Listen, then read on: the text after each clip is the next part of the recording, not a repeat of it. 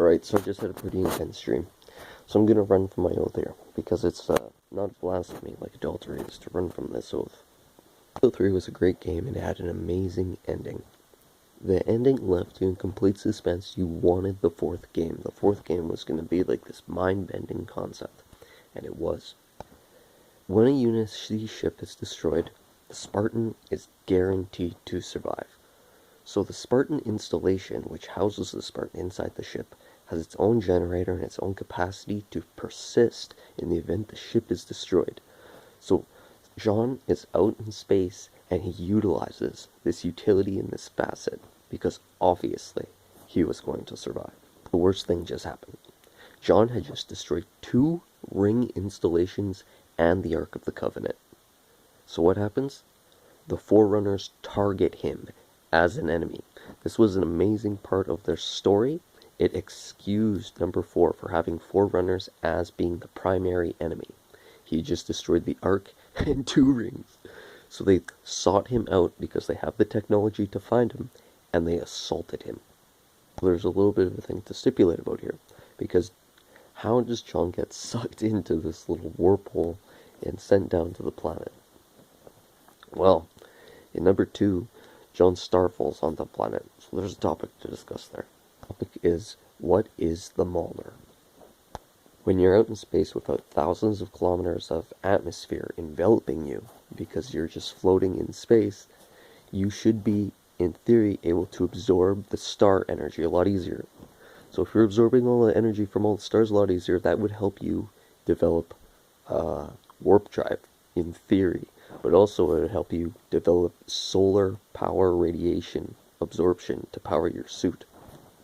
To prevent your suit from seizing up in space by new atomic molecular bonds being formed, or just from ice, because your batteries are going to be low because you have to support your flux capacitors. You need to support your life systems in your suit and prevent everything in your suit from freezing, so that's part of your flux capacitor responsibility too.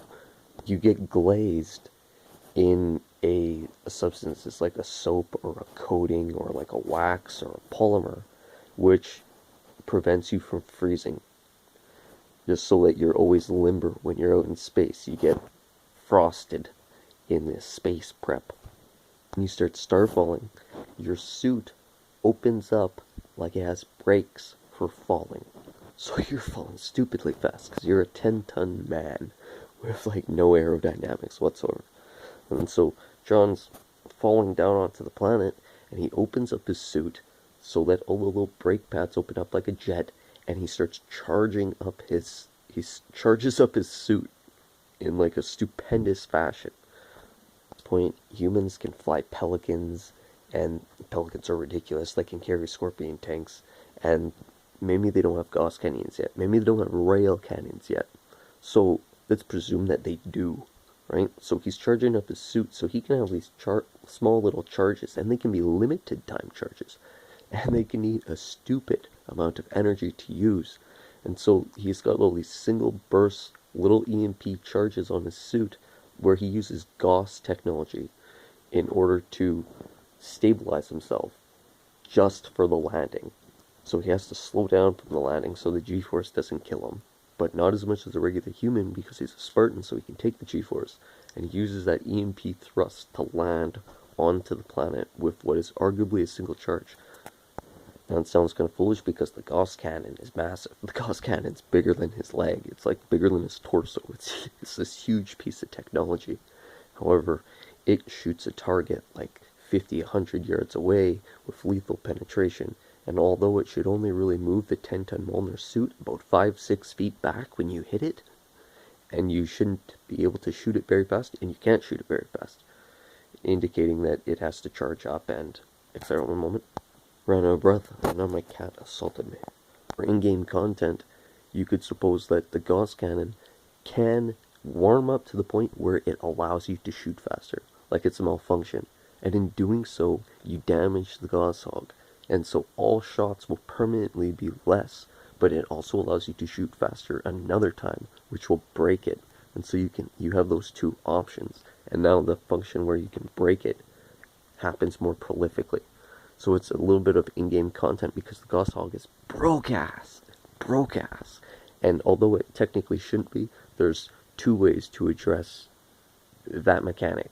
You you've made it so it buffs the person it's hitting, because yeah, it hits you and it's a one shot and you just go flying like a maniac. Anyways, my dream was really funny. John landed in that fashion that I explained at a space station that did what I had explained, and he landed at the mall, but the mall was like a Forerunner base, because Forerunners have no culture, which is ridiculous. But he landed at the mall, which was a Forerunner base, and he immediately starts eliminating like all of these people and hiding in the closed sections, and burnt down like a an electronics shop, and it was weird. It was really weird. But in the end,